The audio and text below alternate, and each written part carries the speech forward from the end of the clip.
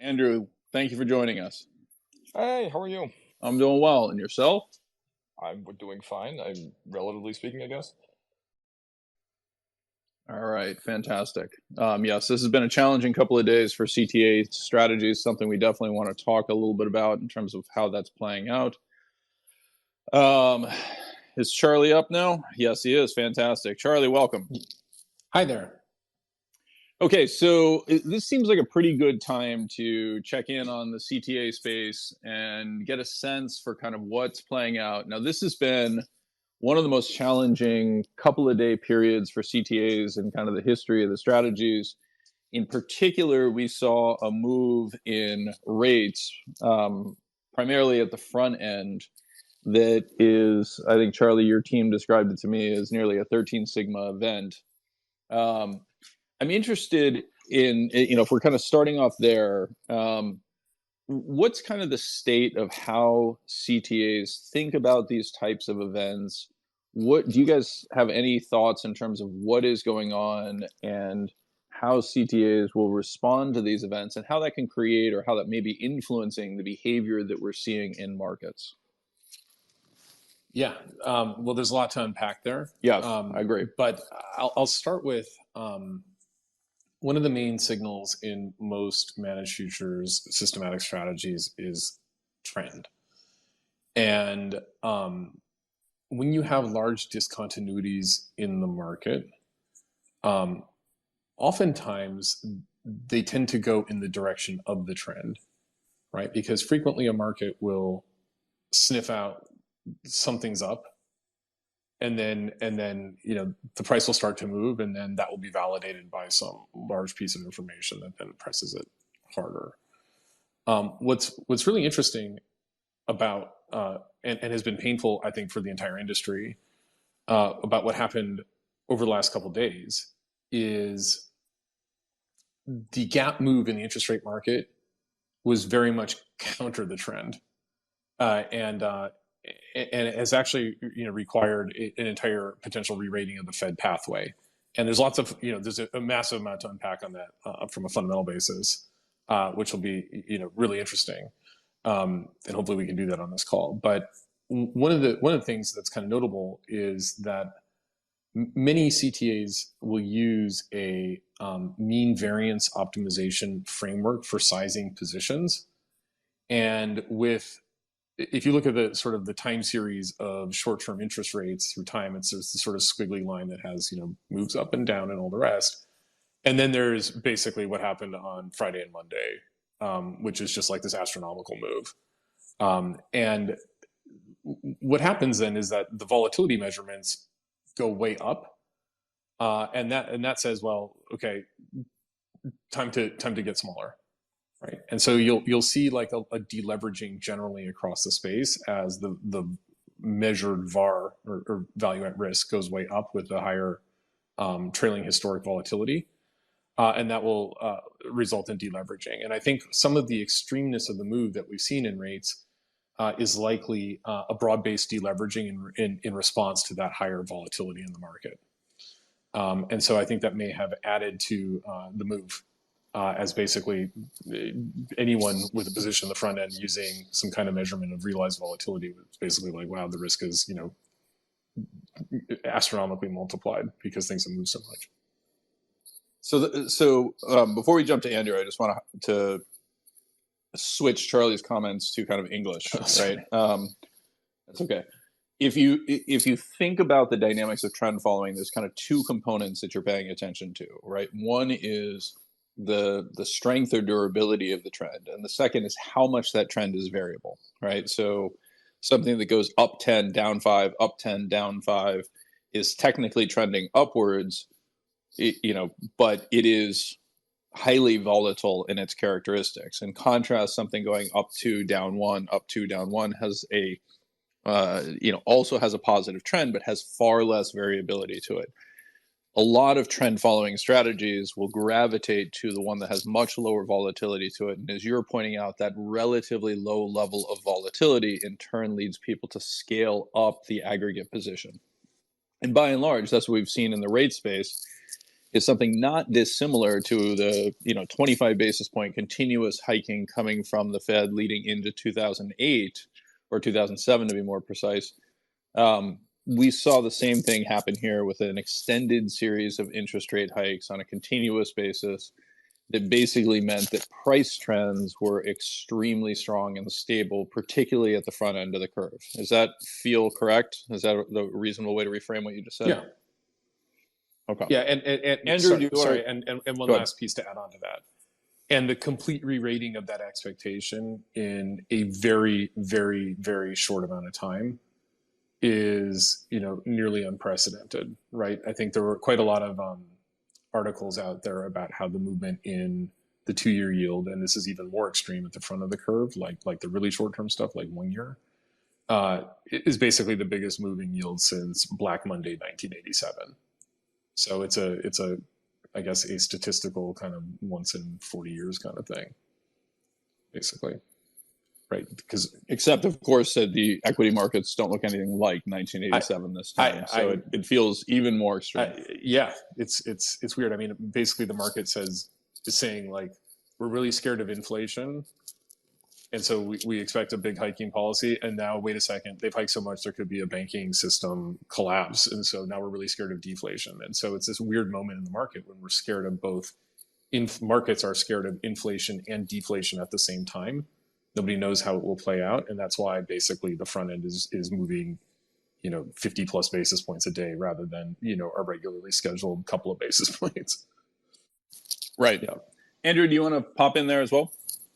Sure. I mean, I guess, to, again, we always look at this stuff, or I look at it, I guess, sometimes just from a non-quantitative perspective. And I think what happened last week was a black swan, right? This is the definition of literally nobody out there was paying attention to Silicon Valley Bank or Signature Bank or, and then, Credit Suisse was always out there, but it's always viewed as somewhat likely to be immune from all this stuff. And so, in the early part of last week, the raging debate, and I think one of the things that's sort of made this all more difficult is there's really been one issue in the market for the past 2 years, which is this elaborate dance between the Fed and inflation statistics and how they were going to respond to it. But the two opposing views, we've called them Goldilocks and Cassandra. I mean, the Goldilocks view last week was that the economy would slow, inflation would kind of drift down nicely, the U.S. economy wouldn't go into recession, and the Fed could start, dropping rates or being less aggressive in the second half of this year. And then, the Cassandra view was that basically a decade of absurd monetary easing and money printing and, fiscal profligacy and all this other stuff was going to take years and years to unwind, and eventually things would break. So the irony of then once Silicon Valley Bank hit, it hit at the moment in time when it looked like actually CTAs were right.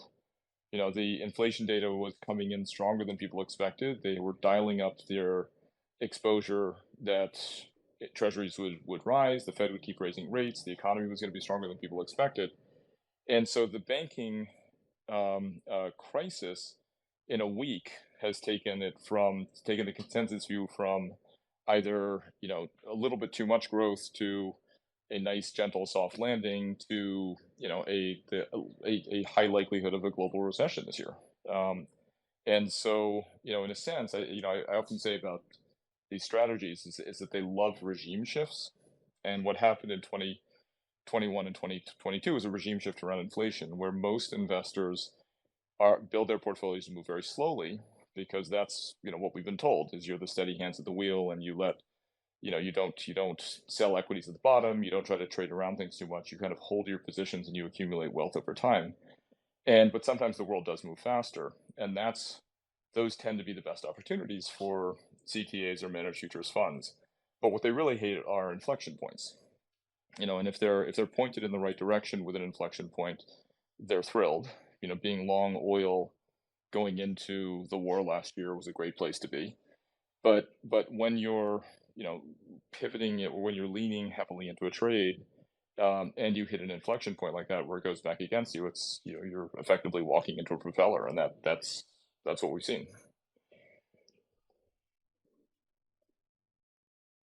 So this is one of the things Corey Hofstein, I think, has done a very good job on. Others have highlighted this as well, that CTAs in many ways can be thought of as synthetic derivative instruments, right? So what you're describing, Andrew, is the behavior that you would expect to see in an option strategy, in which your delta climbs over time as the trade progresses.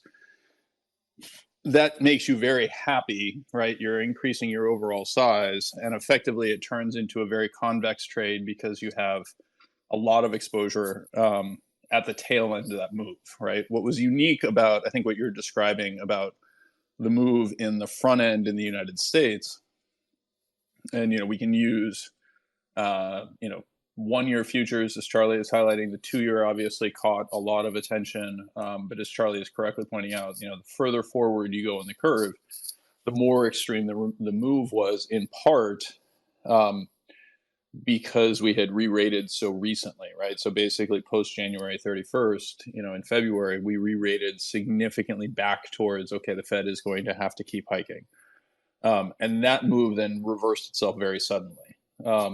I would point out that we see this all over the place, this pattern. And so if people pull up the 1-year U.S. Treasury rate, I'm just going to pull this up. And it's not the best example of it. It's just one that I happen to have directly in front of me. So I'm going to tweet this out and then post it into the nest.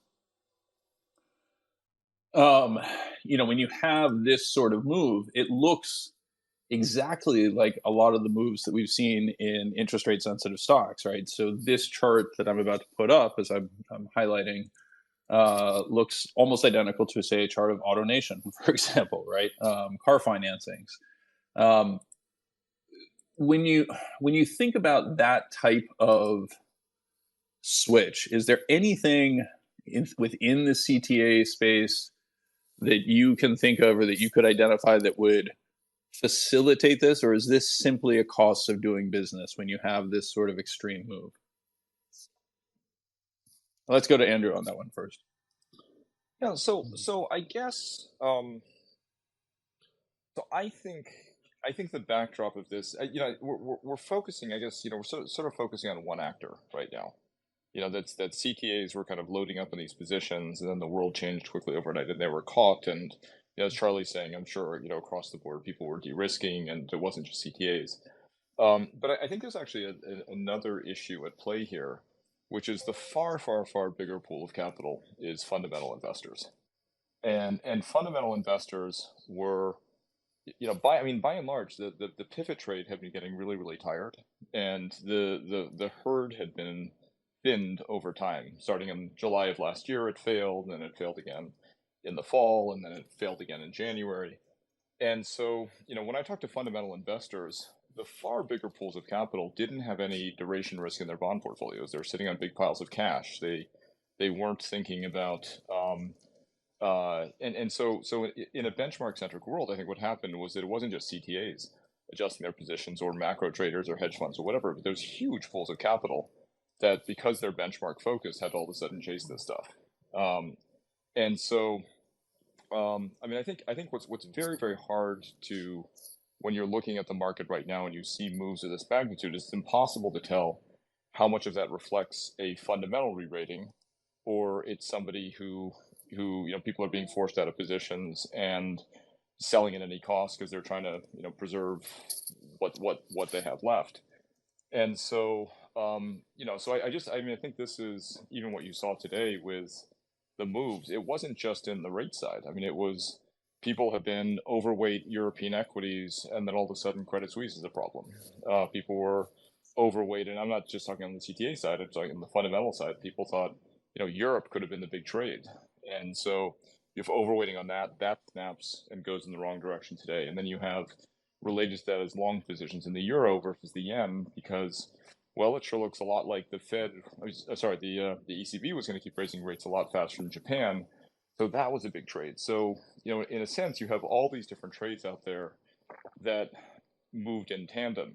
And it's in moments like that where the whole idea of diversification, as Charlie was saying, when you're building these portfolios and you're trying to figure out how to size all your different positions, but there are times when all the positions that you're in seem to go together. And I think that's been very true over the past couple of days. curious to hear what Charlie thinks.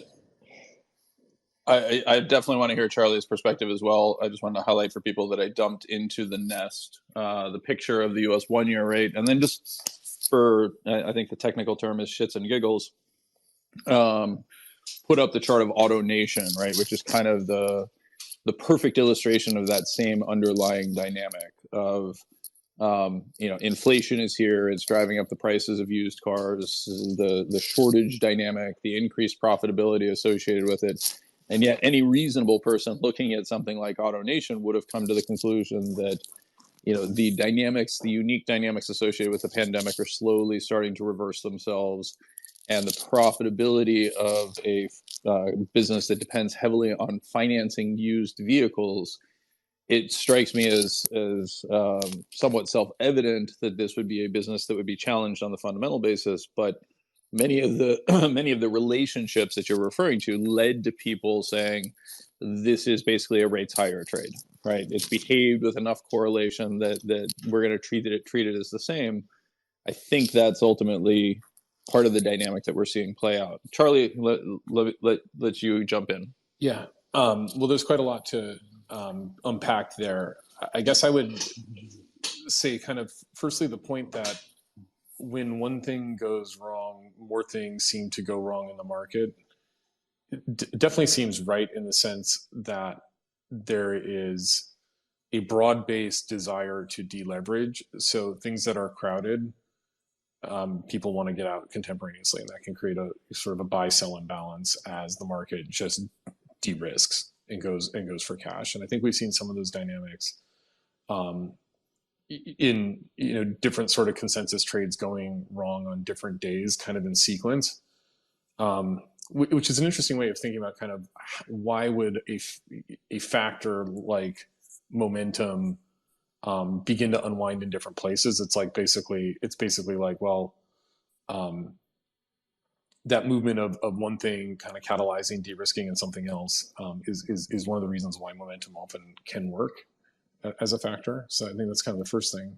But of course, when momentum itself gets squeezed, then you get these sort of big counter trend moves. The second thing is kind of from a fundamental perspective. Your chart of the 1-year rate kind of illustrates what I was sort of highlighting, which is it's this squiggly line and then there's just a giant move. And so when things move a lot relative to how they have moved, it places some stress on kind of diversification frameworks and stuff, because people are busy measuring risk and using data to do that, and it can be a challenge. Now, the other kind of dynamic that Andrew called out, which is there's really been this dominant narrative in the market over the last 2 years, which is inflation and the elasticity of the Fed's response to it and the efficacy of the Fed's response to it. And kind of taking that more fundamental view, right? One of the challenges with monetary policy is that it has a lagged impact. So it's sort of, there's the old analogy of if you're in the shower and you turn the handle in the shower and it's running cold, so you turn it up to hot, but it takes a while for the hot water to hit. How do you know you're not going to scald yourself? And I think what the market has said in an incredibly fast amount of time is that the accumulated amount of tightening that's happened is having a bigger impact in the banking sector than was previously sort of paid attention to. And that, and by the way, that's not the only narrative that could pertain in the market, right? There are other really big narratives in the market, like the Ukraine war and trade policy with China. And a very large divergence of opinions about the oil market, right? Is there enough supply or not, and kind of how risky is that? But in any case, those are all secondary, at least for the moment, because what's happened with this crisis in the regional banks in America is the market has said, wow, the hot water from turning the knob is starting to hit, and it's too hot. Or rather, I guess the better analog is it's too cold, it's too icy, and it's going to put a deflationary impulse in because it's really hurt the banks in America, and that's going to slow down the pace of credit formation. So the market, with the hikes between basically 0 and 4.25, 4.5, was kind of saying, ooh, this doesn't seem to be making that big a difference. And there are different theories out there about why that might be. For example, with a huge quantum of bonds on the Fed's balance sheet, the mark-to-market losses as interest rates have gone up have been socialized to the Fed, where they can be absorbed basically infinitely, as opposed to put into the private sector, which would then dampen demand via the wealth effect. But what's happened now is the market said, oh my gosh, this has catalyzed a banking crisis. That's going to shut down the flow of credit into the economy. And so what you thought made no difference with an incremental 25 or 50, that actually makes a massive difference now. So the elasticity of growth to incremental moves in policy from here feels like incredibly significant. And moreover, the policy moves we've already seen may also be accumulated and incredibly significant, just with a lag. And because this banking crisis has unfolded so unbelievably quickly in our age of social media, right? The market re-rated these expectations around the policy pathway in like basically an unprecedentedly fast fashion, which has basically created a gap in the market.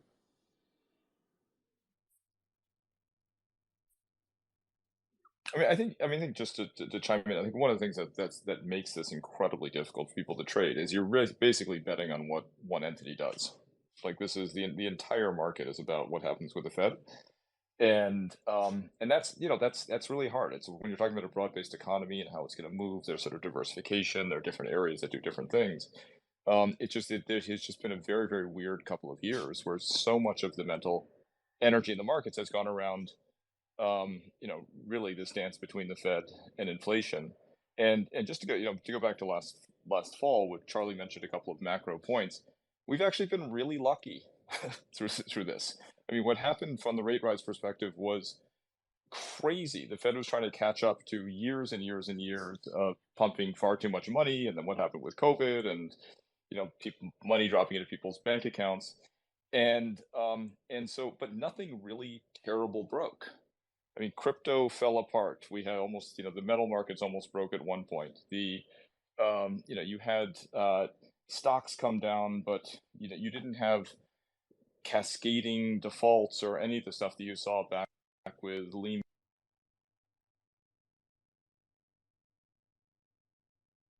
So in a sense, a lot of the, I think, appreciation of the markets from last fall, the lows in October, was really about no, we didn't have a terrible escalation of the war in Ukraine. We didn't have, neighboring countries collapse. We didn't have China continuing in self-induced COVID lockdown. We didn't have gas rationing in Germany. So there are a lot of reasons to actually look at what's happened over the past year and say a lot of the reforms that were put in place in the banking system, as of a week and a half ago, you would have said, wow, it's pretty remarkable. The regulation really worked.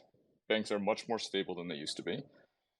Banks have not gone bust. The financial system itself was safer. And so one of the core assumptions was that, if something would break, it probably wasn't going to be the banking system.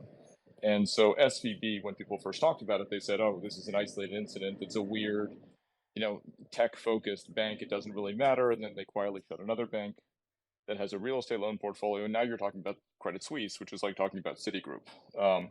So this really what's happened over the past week is very, very, very significant, because if the plumbing in the financial system breaks, and people stop trading with each other and doing things, then there are much, much, much, much bigger problems than whether CTAs are positioned, north or south in a particular part of the market.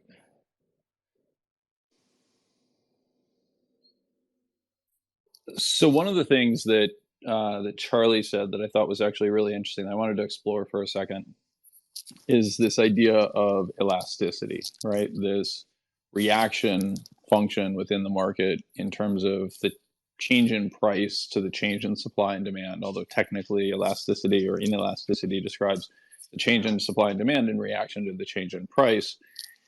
In this situation, part of what we're describing is a scenario in which many people effectively crowded in, and Andrew does a great job of highlighting that it's both the price trend driven CTAs as well as many on the fundamental front, who basically looked at it and said, no, inflation is not going away, therefore the Fed is going to continue to have to hike.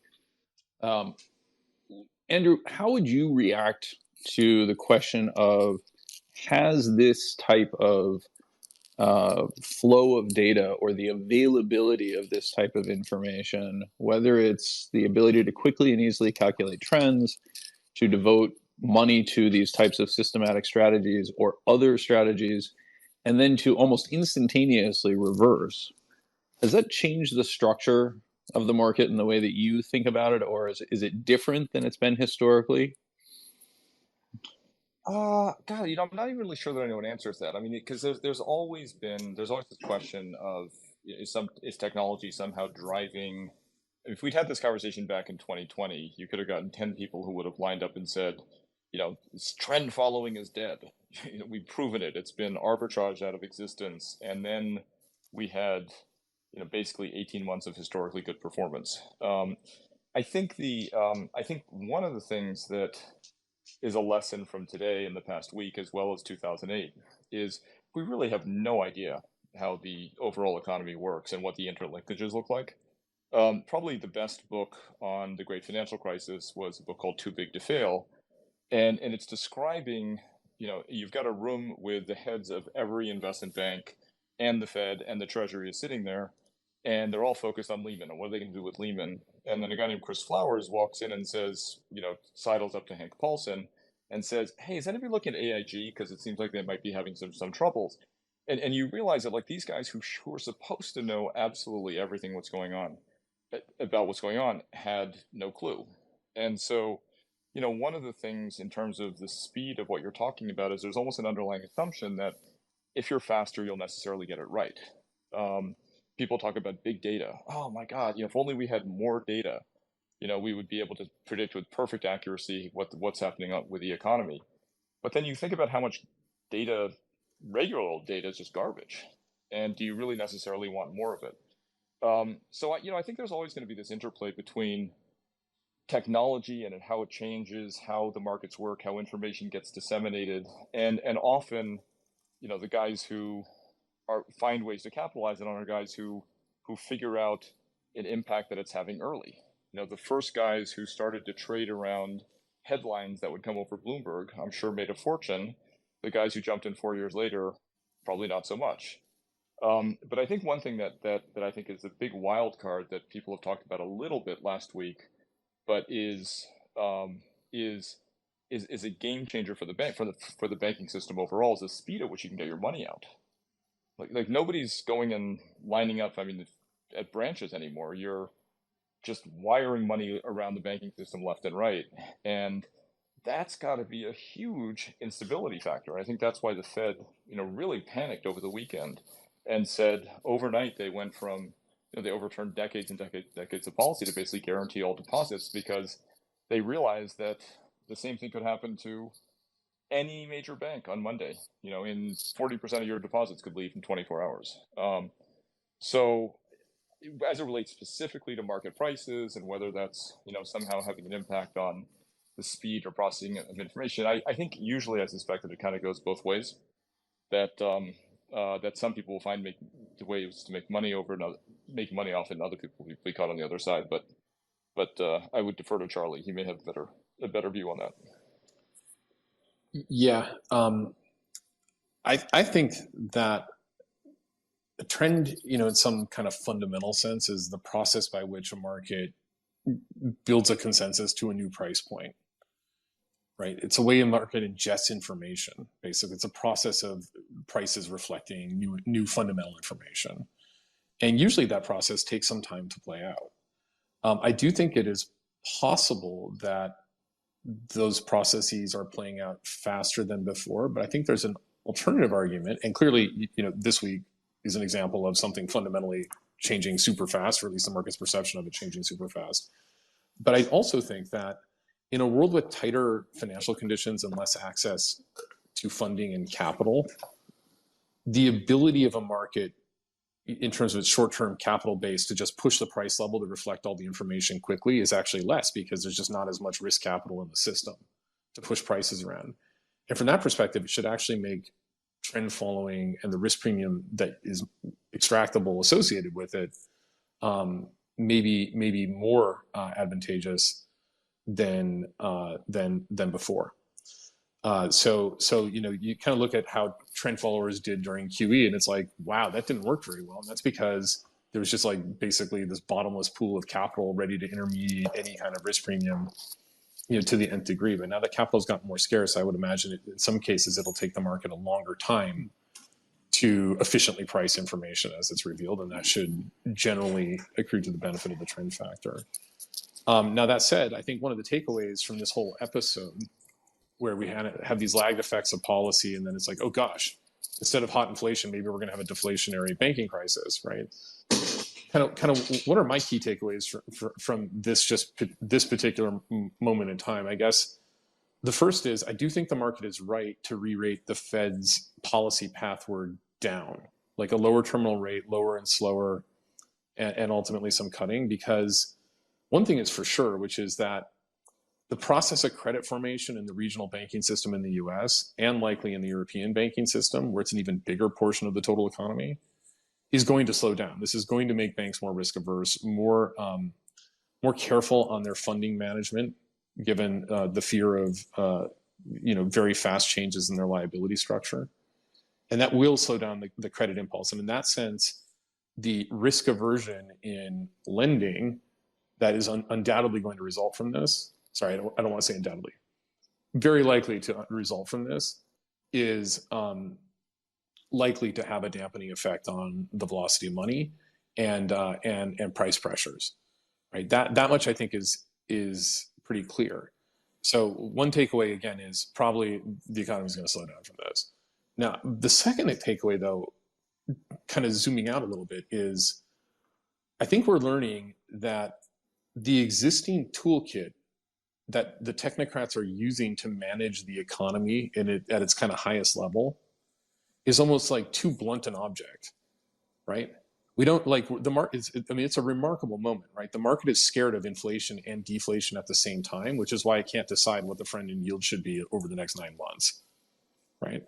And that's interesting, because that's saying that the tools that are available to manage the situation are not finely granulated enough with a fast enough response to do the job, right? And so one of the things I think structurally that we're going to see as a result of this, over not just the next week, month, or even year, but over a period of multiple years, is more knobs being put on the switchboard for technocrats to get involved in the economy, like a greater degree of regulation, a greater degree of engineering outcomes, right? I think it's really interesting, kind of on the one hand, Silicon Valley Bank, you're like, oh, well, it's a regional lender, no big deal. But them going, out of commission overnight has all these sort of like unintended consequences that are not strategically accretive to the countries where they're active. Like SVB UK going down, basically overnight vaporizing many super innovative biotech startups in Cambridge and Oxford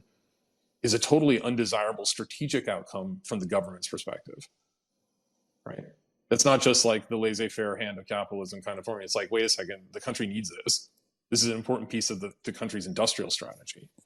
And so with these sort of, blunt and heavy objects that they're using to manage the toolkit, I think what we're likely to see is policymakers say, we need to have a more finely granulated toolkit.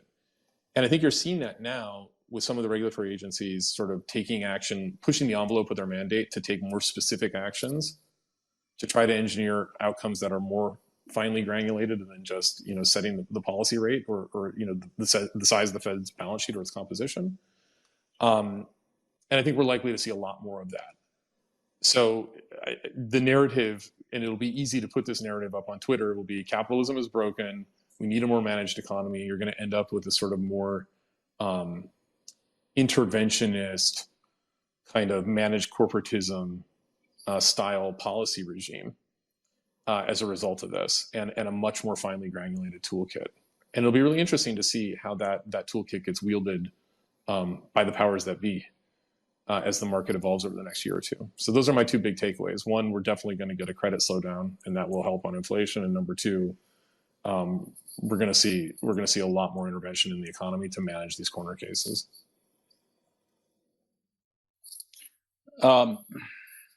Yeah, I think that's actually one of the things. I'm going to try to pull up a chart and post it as well that hits on this issue of, will credit slow from here, right? So one of the things that has been highlighted is the speed of the response from the authorities, the regulatory authorities, in terms of addressing Silicon Valley Bank.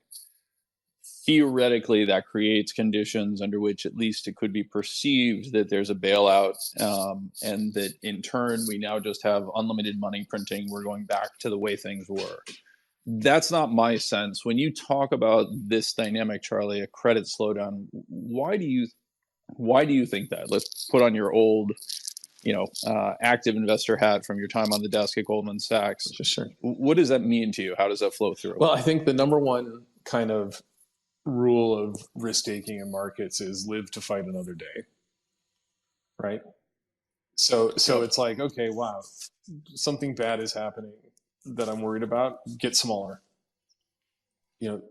Take a seat, take a deep breath, get up in the stands, maybe up in the cheap seats, and just watch as the remaining gladiators duke it out in the arena.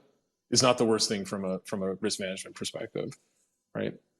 And so I think if you're a bank and you're going, geez, well, we had all this regulation post-crisis about my liquidity coverage, and we do these stress tests around, what happens if X% of my deposits redeem quite quickly or over the span of time, right? Those scenarios don't include, 25% in functionally 12 trading hours, right? Where it's, one swipe away on a mobile app to move your money from one bank account to another. Right. And so when you're going, geez, wow, like my liability structure may be less stable than I thought, then you're going to go like, wow, I got to get my head wrapped around this before I go and start consuming funding for anything else. Right. So I think that's kind of one thing. And then I think the second thing, so that's just a risk aversion thing, like slow down, live to fight another day. That's kind of the first impulse. And then the second impulse is, oh, wow, the curve is really inverted, which means my business model, which is to borrow short and then lend long, that doesn't look as good economically from a cash and carry perspective, right? Because if I have to pay out a high rate on my deposits, and I can only receive not as high a rate on my loans, then that's not great. Now, the solution to that has been so far, well, our depositors aren't really paying attention to the fact that they could get 5% in a money market fund, so we're just going to keep paying them 10 basis points or whatever. And this episode has highlighted that that's not the case anymore. And there's been a sort of non-linearity, right? A collective kind of like, ooh, wait a second, maybe I should be paying attention to this, because getting 5% in riskless T-bills feels pretty good instead of getting paid 10 basis points by a bank that, I don't know if I'm guaranteed or not. So I think there's a business model tension in there as well that's going to just sort of slow people down. Now, the solution to that will be for the banks to make floating rate loans, right, at a nice spread above the short-term riskless rate. But I question how much credit demand there will actually be, because why would I take a floating rate loan when the fixed rate, when the front end rate is 5%, and the bank wants to charge me 300 over the floating rate, when I could just do a 5-year loan that's 100 or 200 tighter than that. And so I'm not sure that they'll have the demand for floating rate borrowing that they need to basically maintain the profitability of the business model. And that ignores all the fixed rate loans that are already on the books, which has obviously been the issue for some of these folks. So I think you'll just see it slow down, but it all comes down to the availability of that deposit funding at 20 basis points. And again, there's just better options that are strictly better. They're better from a yield and an income perspective, and they're better from a credit perspective. And that's got, that's put a lot of pressure on these business models.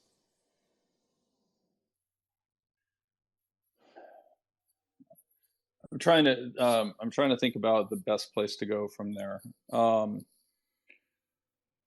When you think about that observation, right, putting pressure on business models and the general change that implies, and you also hit this idea of trend, right, and how trend is the process of figuring out the right price for the next level, right, the next right price. Where are you seeing trends develop now that the trend has broken in U.S. rates or global rates, to be more precise? Andrew, do you want to take that, or do you want me to? Yeah, you can have them. I don't see them yet. I still people looking and taking their losses on positions and trying to figure out. And I think people, well, maybe I'll answer for 2 seconds. So the way these strategies work, and in a sense, the great strength of these strategies historically has been, I like to joke that nobody programs a white knuckle grip into these models. And the whole idea is that basically when the trend breaks, at some point it's going to break far enough and you're going to want to get out. And if your business model is to take your lumps and move on, which I think is what the collectively across the industry people are doing, then you have to be able to get out. And I think the I mean, just in terms of so the macro overdrop that's hanging over the markets right now is not futures contracts where you can, even in the very, very worst moments of time, in March of 2020, you had liquidity throughout the futures complex when you couldn't trade treasuries. Some stocks were very, very difficult to trade. If your business model is you want to get out, then you've got to have an escape hatch, and futures do give you an escape hatch. So the strategies will take their lumps and then they'll regroup and and then kind of go hunt for the new opportunities. And I guess that's what people will be doing over the next couple of weeks or months. But I think from a broader macro perspective, I mean, the 2010s was crazy from a leverage. I mean, we had $18 trillion of negative yielding bonds at one point. We had 100-year bonds being issued by Austria, which basically puts you back before World War II. On the other way, you had crypto coming out of nowhere. You had meme stocks, and I mean the distortions in the economy were so crazy and profound that the people who have been doing this for a very, very long time, who remember things like the 1970s, and we always talk about these periods as historic. We've never seen anything like this, and but it's like we have 100-year floods every couple of years. And I think the next bigger drop potentially is what happens on the liquidity side, because managed futures can get out. But what if you have, what if we do go into a recession, and private equity portfolios start to get marked down, and you've borrowed money to invest in private equity? So now you've got a real lender who's sitting there who's saying, we have to look at our loans much more carefully. We have to, and they're asking you to put up more collateral to. Because they're worried about the underlying value of the assets that they've lent against, or you're a company that has been kept afloat by low interest rates for a long period of time, and now you've got to refinance at 5% higher or 10% higher than you used to be. Maybe at a time when your business is slowing down as well. And all of this is happening at a time when, I mean, I guess in theory the Fed could just kind of reload and do the 2010s all over again, but just the sheer dollars that are sitting on their balance sheet, I mean, we've kind of already spent it. So, a lot of the big macro guys were warning for years that if we ended up in another situation like this, we actually wouldn't have the central banking firepower. We wouldn't have the fiscal flexibility to kind of dial up spending because we've already done it. So I don't know. I mean, I think if we were standing here today and we hadn't had the very, very rough couple of weeks that we've had, or week or two that we've had on the managed future side, we'd be looking at this as an incredible opportunity. This looks and feels like one of those things where you can have rolling issues cascading through the markets, and maybe sovereign debt defaults or things like that are the kinds of things that move prices in a way where tactically oriented traders can make real money. And I think there's a way in which I do disagree a little bit with the construct of I think the normal construct of these trend following strategies is somehow the price today is wrong, and there's some new information, and it doesn't the markets don't respond kind of quickly enough, and the trend followers get in early, and then you get new information that comes in. Sometimes the new information comes in and then it keeps coming in, and it's even more extreme, and it goes even farther, and that's what a regime shift is. It's when inflation wasn't transitory. So the way that I've looked at it, and people have said, kind of what are the outlier risks?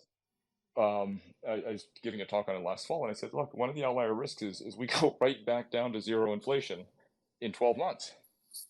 We could be right back where we were. It's that those kinds of extreme things happen. So I just think from an investor's perspective, there's just an incredibly wide range of outcomes right now, and that calls for diversification and preservation of liquidity.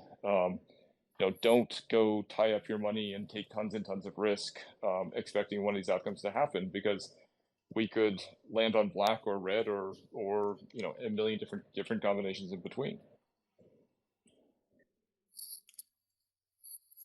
Yeah, I think that's going to be an interesting one. So I actually posted into the I just posted a tweet, and I just realized that it's actually not into the nest yet.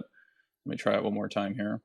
It looks at the dynamics of the credit impulse and its relationship to senior loan officers' intention or bank's intention to extend credit. So give me 1 second here to pull up this tweet and send it into the space. Try this again. Okay, so it's now in the nest. And I wanted to hit on this topic because this has actually been a very interesting dynamic where we've seen, and I've got other tweets that are out there on this, I'll try to put them in there as well. There's been a very notable divergence between the senior loan officer trends and the bank lending intentions and the perception of either inflation or the extension of credit. We've seen versus financial conditions is how I've shown it before. When you think about this type of forward-looking component, this is kind of what I was hitting on with the question of Charlie of what is the cycle from here? I mean, is there a scenario in which you think that credit, the provision of credit could reverse course and accelerate because the Fed has quote unquote backstopped something here? My personal opinion is probably not in the extreme short term.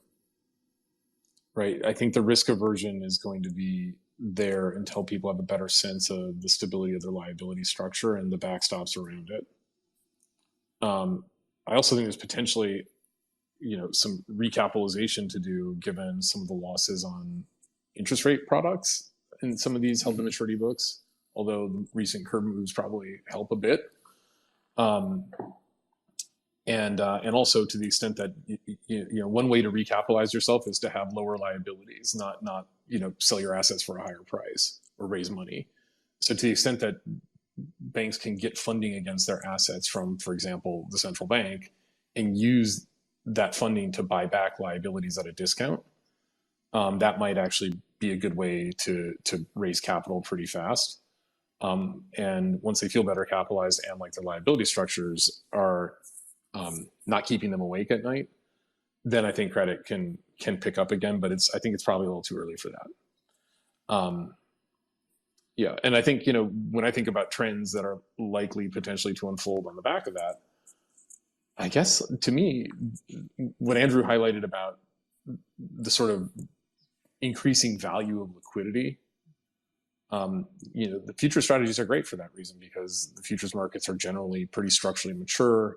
They're kind of pretty transparent, and people kind of know what to do. Like, they're volatile and leveraged and obviously quite risky, but at least it kind of does what it says on the tin typically, unless something really crazy happens structurally, like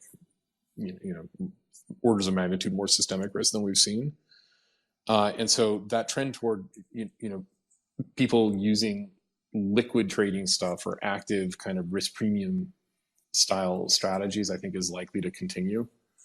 And I also think, just from a trading perspective, we might be surprised that the turn in the dollar lower was premature. Right? The dollar is the reserve asset. If people want more liquidity, people might put a bid on the dollar. Right? I think there's a lot of people who kind of see the DXY at 104.5 or 105 and kind of think, well, this should be lower. We got the debt ceiling coming up. We got a lot of issues with the way America's governance looks and all that. But at the end of the day, it's the reserve currency, and it's the one asset, if you hold it, you can get stuff done with it.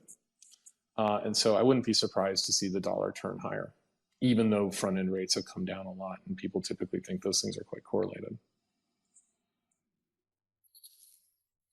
Okay, so I think that's actually a good place to pause and open up for some questions. Anyone want to raise their hand and pitch in? I see some pretty smart people out in the audience. We've got Never Right, who I have no idea how smart they are, but at least they offer a consistently wrong take, apparently, that has raised their hand. Let's see if we can bring them up for a question.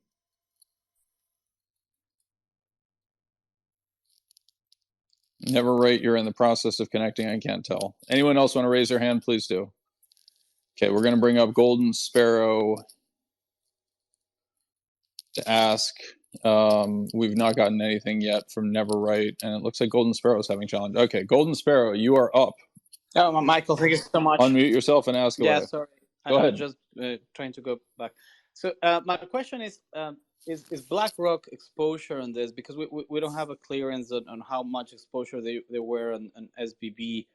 And now in Credit Suisse, they hold up around 4.5% of equity, which is like a couple $100 million, without considering ETFs and other assets. So my question will be: is there any concerns on the private equity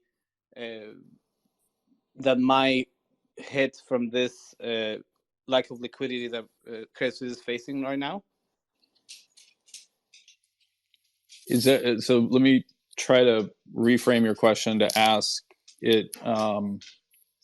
I think I understood what you're saying. You're saying that is there concern from the private equity space that they will be adversely affected by these events? Is that your question? Yes, and how that might hit BlackRock and their backs, basically, because they are one of the leading investors in Credit Suisse, and they were, and I think they had exposure already to SVB already. So I don't know if that might have any kind of consequence.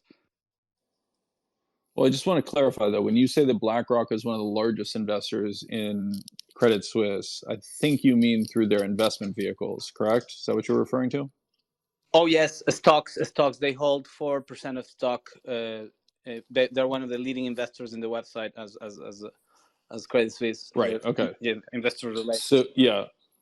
So just very quickly, that's simply a reflection. I mean, there may be some additional funds from BlackRock that own shares of Credit Suisse, but what you're seeing there is simply the passive representation. Effectively, that's BlackRock's share of the public equity market in areas that overlap with Credit Suisse, particularly in European indices, right? So passive is much less penetrated in Europe than it is in the United States.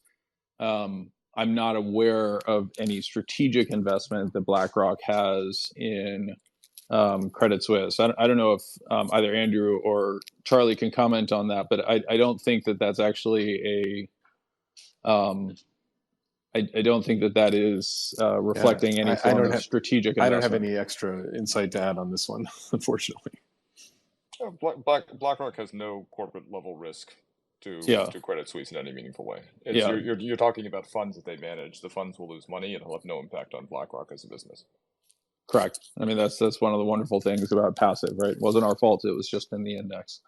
So hopefully that answers your question. That this is a listener. Yeah. Thank you so much. Okay, great. Okay, we have let's see. Golden Sparrow, you just went. Anybody else want to ask a question? Wow, a very non-participatory audience. Oh, we got Patrick Bateman.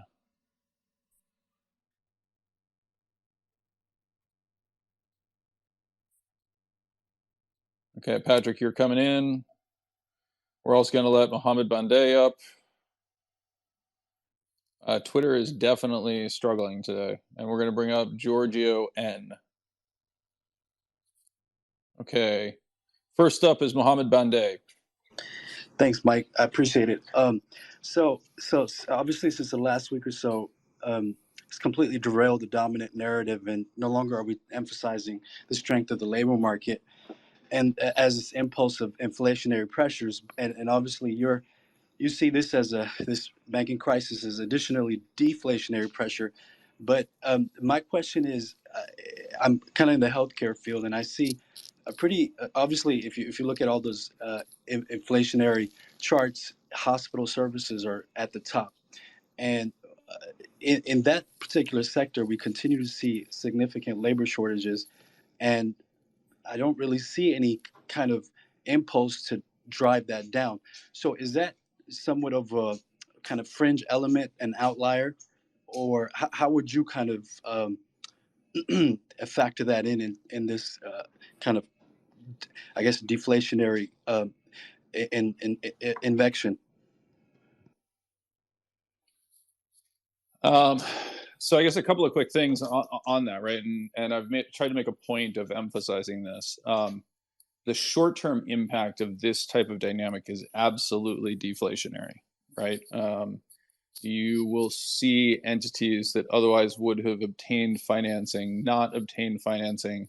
That in turn is going to cause liquidation of equipment, personnel, inventories, et cetera, that will place pressures in the short term on prices at the same time that those that historically would have benefited from the provision of credit to buy stuff are on the other side of the table, right? So they have reduced purchasing capacity even as supply is pushed forward on a very short-term basis. The problem, and this has been a complaint that I've made very publicly for an extended period of time, trying to address a shortage-driven price increase or inflationary price environment by engaging in this type of behavior is actually hitting long-term capacity. It's reducing investment in areas that need that investment.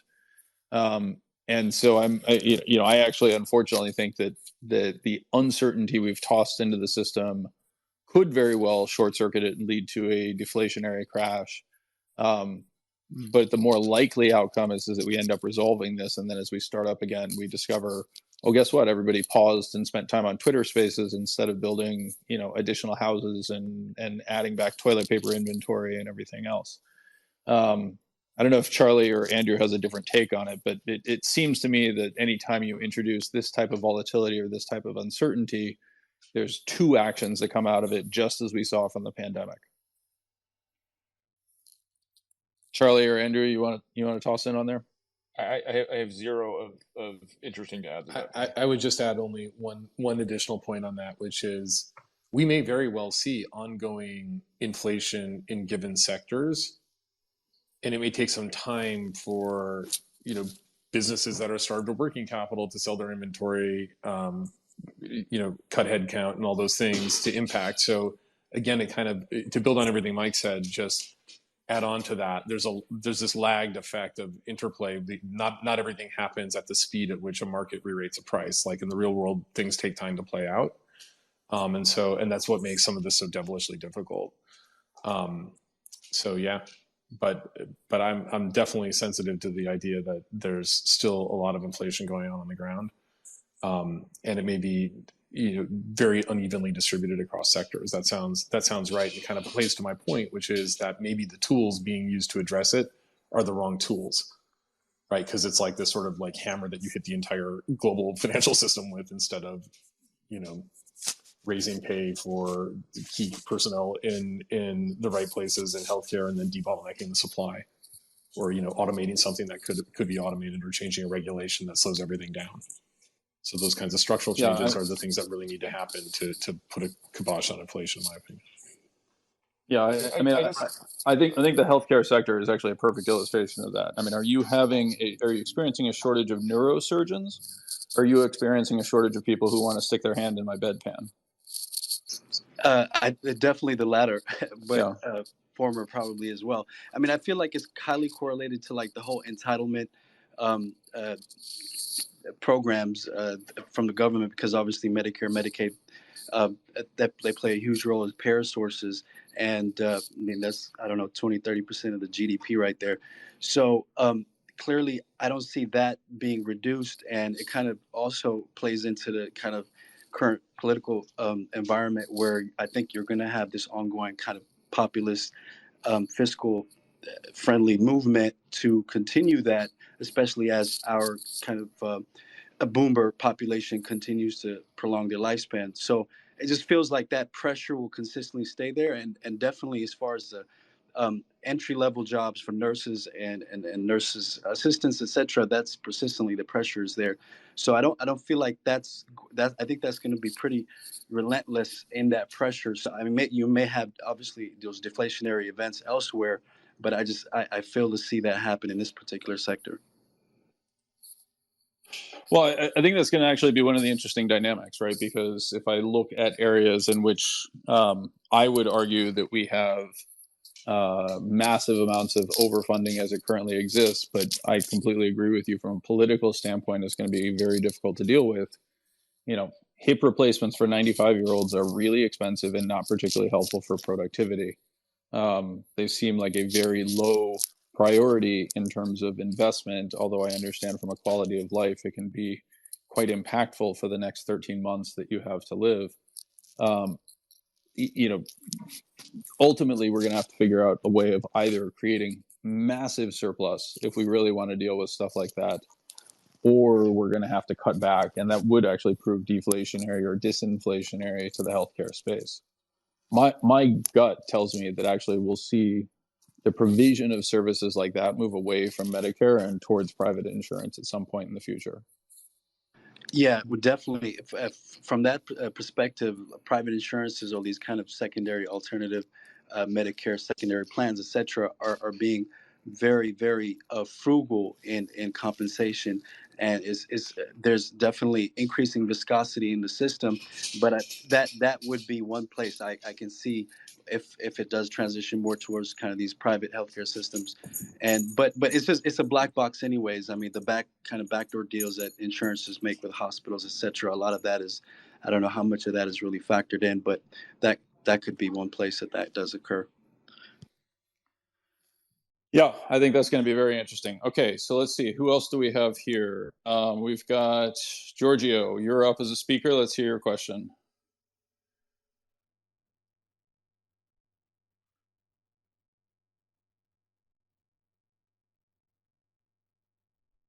Here. Okay, Giorgio, I'm not sure why you're not coming in as a speaker yet.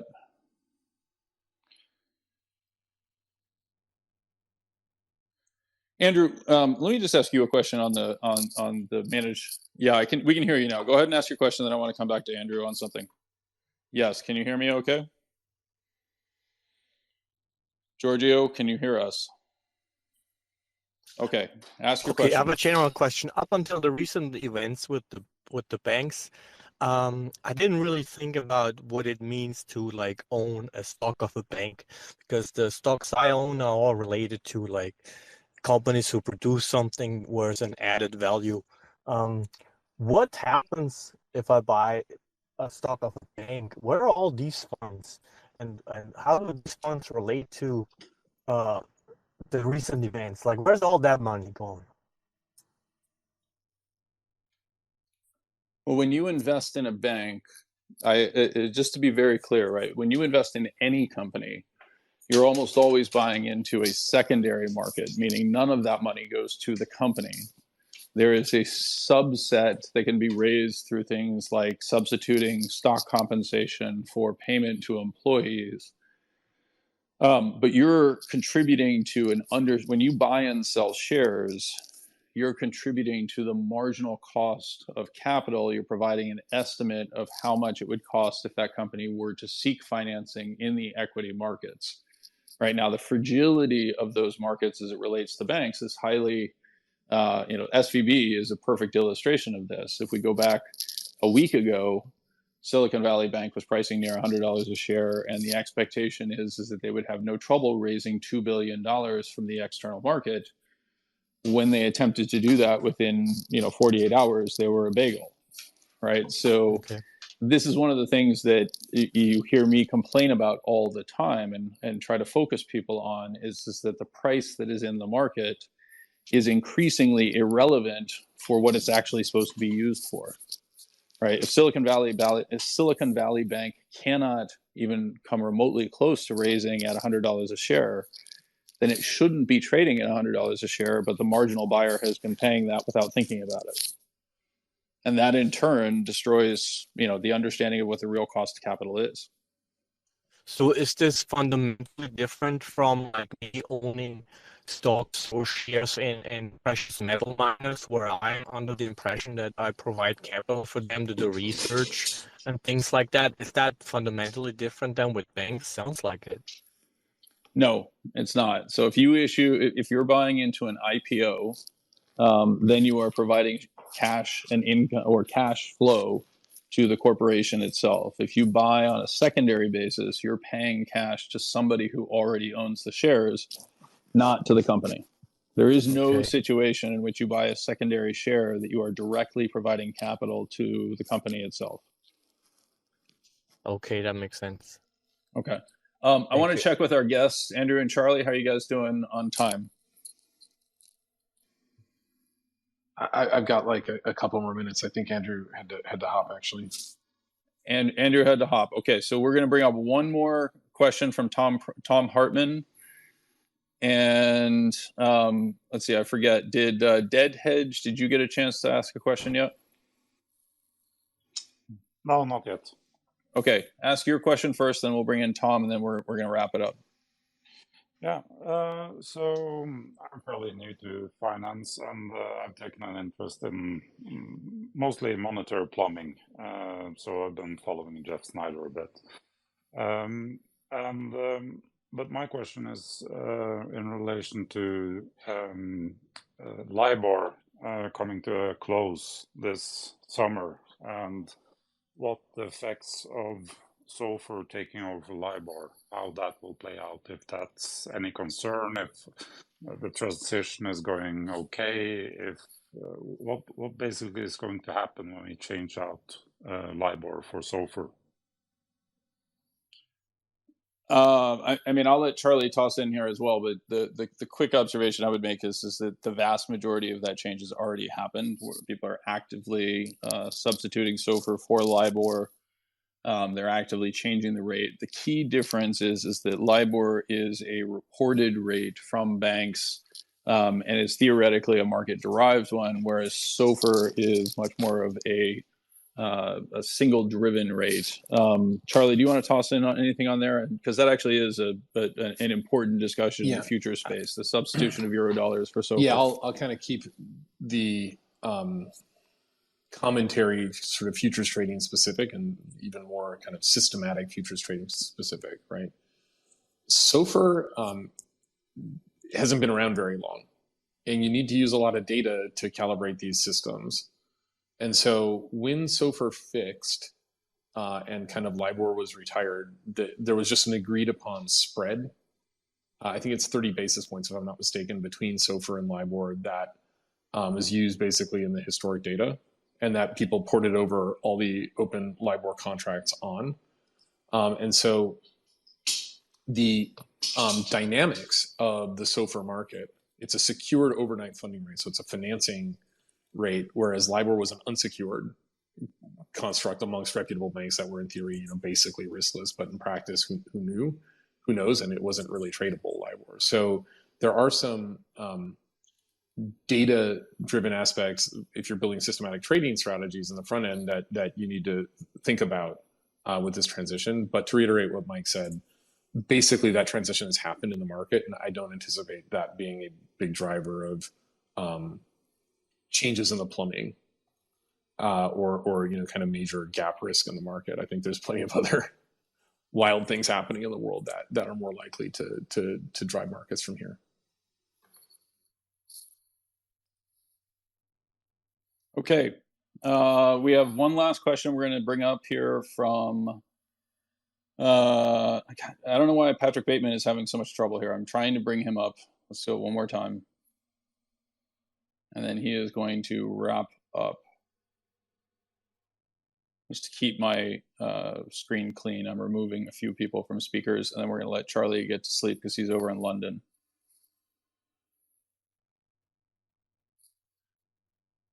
Okay. Patrick seems to be having no success. We're going to bring up AJ Global, who is a former long-short analyst and has a macro worldview and risk management. Let's see if we can get a question from him. AJ, go for it.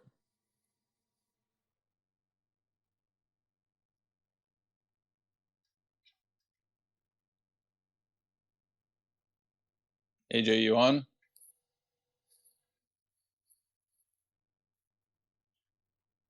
AJ maybe on, nope, he just disappeared. Okay. All right, we're going to wrap it up there, unfortunately. I've told Patrick he can message me directly. I'll try to answer his question offline. As always, I really appreciate people taking the time to join us, especially our speakers, Andrew and Charlie. Simplify, thank you so much for the assistance in co-hosting. And I think we're going to wrap up there. Tom Hartman at Sacred Prophet, did you get a chance to ask your question? Last one? I did it. I could answer it quickly if I can. Please, yes, go ahead. So just a general question. Thank you for all this. I'm curious about when we're trying to get advice from or get a sense about the markets, the economy from people like you on FinTwit, who all you guys have sort of like a 60-70% success rate, let's say, and then you guys also have commentary on what politicians and institutions are doing, and a lot of it sometimes feels like there's no way to know who we should be listening to.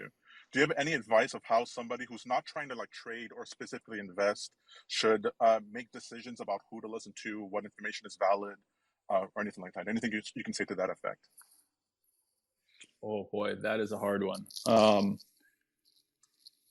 mean, the quick answer is, the quick answer is don't listen to us. The longer response to that is, if you're looking for information as compared to trading action, oriented statements, then trust but verify is kind of the easiest way I would put it. Most people on an information basis can offer reasonably good thoughts around what is actually happening if they have any experience in the space. And that tends to be not spaces, the space meaning investment world. There's not a lot of people who are actively trying to mislead you in terms of information in the traditional finance space. You can argue about their incentives, etc. Anyone offering financial advice in this type of environment should probably be ignored. And I just want to emphasize that because from a compliance standpoint, like I'll just tell you candidly, I can't mention any tickers. I have to refer to things as strategies as compared to funds. And I know that Charlie is dealing with many of the same dynamics from a compliance standpoint. I know Andrew has to deal with the same stuff as well. So most people who are legitimately in the space are very limited in their ability to share information and advice. Those who are writing newsletters, those who are pitching their advice in other areas have much greater flexibility, and deservedly so, because they don't have any fiduciary responsibility to you. So I guess I would just say, like, seek out information, and then as much as possible, make your own choices. Excellent. Thank you very much. Okay, that was a perfect way to wrap up. So as I just indicated, this was not investment advice. This was the attempt to share information on what's happening in the managed futures space. Feel free to reach out to any of us to ask further questions around these components, and very much appreciate everyone taking time out of what was a very hectic and busy day to discuss these matters with us. So thank you very much, both Charlie and Andrew. You guys are doing a phenomenal job of growing awareness of the managed futures space.